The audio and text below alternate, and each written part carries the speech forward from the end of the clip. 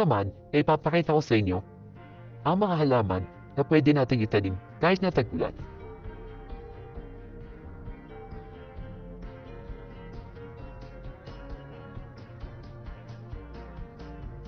Isang mani or peanuts sa mga pwede nating itanim ngayong tag-ulan. At sa loob lamang ng 3 to 4 months ay maaari na tayo makaharvest nito. At tinatanim natin ito ng at least 10 to 12 inches ang layo sa isa't isa. Para sa ganon ay meron itong space sa paglago ng mga bunga nito. At makalipas ng higit kumulang 10 araw ay may makikita na tayong makasibol nito. Pwede natin itong itanim sa likod ng ating mga bahay at pwede rin sa mga malalaking lupa kung gusto mong magbenta nito. At ang pangalawang gulay o halaman na pwede nating itanim ngayong tag-ulan ay okra. Gustong gusto ng okra ang tag-ulan na season. At sa loob lamang ng 3 buwan ay pwede na tayo makaharvest ng mga bunga nito. At mabilis lang din mag-germinate ang mga seeds ng okra. Sa loob lamang ng 2 to 12 days ay makakakita na tayo ng mga sibol nito. At isa rin to sa mga halaman na pinakamadaling alagaan. Basta itatanim lang natin sila ng at least 12 to 18 inches ang layo sa isa't isa. Para sa ganon ay hindi sila magagawa ng sustansya. At ang pangatlong gulay o halaman na pwede nating itanim ngayong tag-ulan ay mga pipino. Perfecto ito ngayong tag-ulan dahil hindi na ito nangangailangan ng mga pollinators, kagaya ng mga bubuyog at paru-paro na nahihirapan lumabas kapag tag-ulan. At sa loob lamang ng 3 to 12 days ay may makikita ka ng mga sibol dito. At pagkalipas ng 3 months or 2.5 months ay may makikita na tayong mga bunga nito at makaka-harvest ng mga pipino.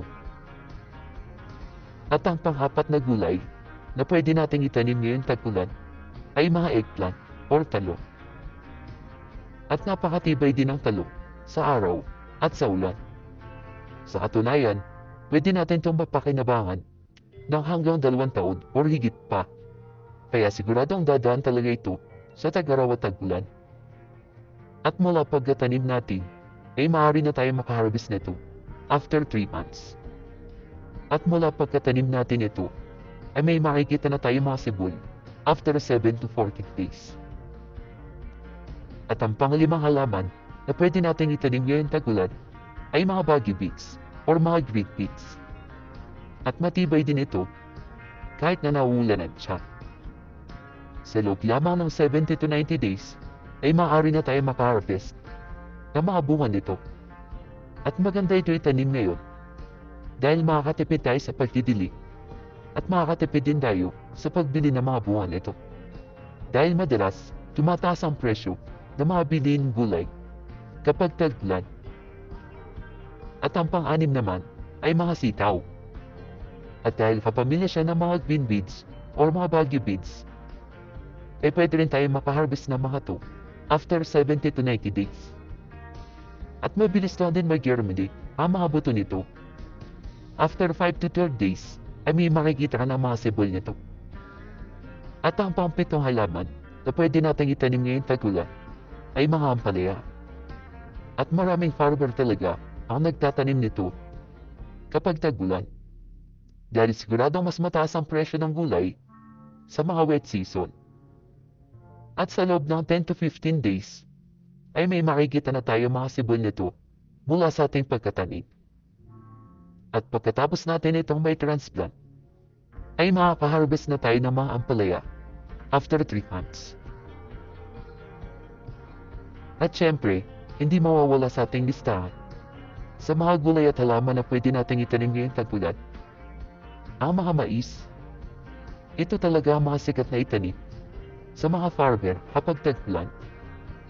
At sa loob ng 60 to 100 days, ay maaari na tayo makaharvest ng mga tanim nating mais. At mabilis lang din mag-germinate ang mga buto nito. Sa loob lamang ng 7 to 12 days, ay may makikita na tayo mga sibol nito. At pwede rin natin silang itanim sa mga plastic cups Para sa ganun, ay may iwas natin ito sa mga lablab.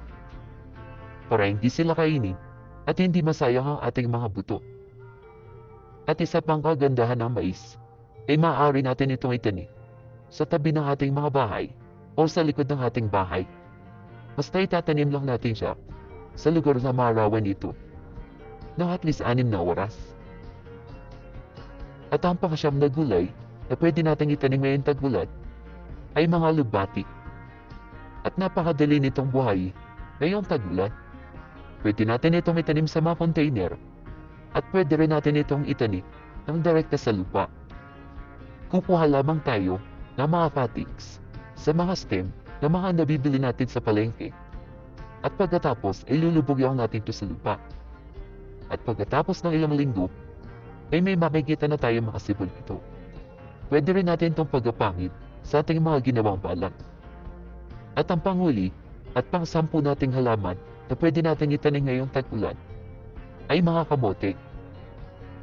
At pagkatanim natin ng mga talbos nito ay siguradong mabubuhay ito na walang kahirap-hirap. Pwede natin itanim ang kamote para sa mga talbos nito at pwede rin naman natin silang itanim at maghintay ng 46 months o higit pa para sa mga laman nito o yung mga crops natin. At pwede rin natin itong itanim sa mga container kagaya nito.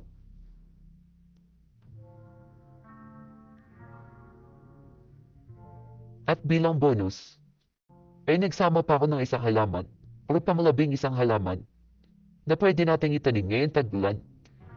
At ang halamang ito ay walang iba kundi CD.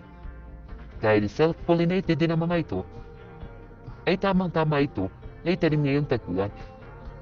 At sa loob lamang ng 3 months, ay maaari ka na makaharvest ng mga bunga nito. At maaari mo rin mapakinabangan ang mga dahon nito para gawing talbos at panglaho sa ating mga gulay. Salamat guys sa panonood. Sana ay marami kayong natutunan. At para sa mas marami pa mga video, i-check nyo ang aking channel at huwag nyo kalimutang mag-subscribe.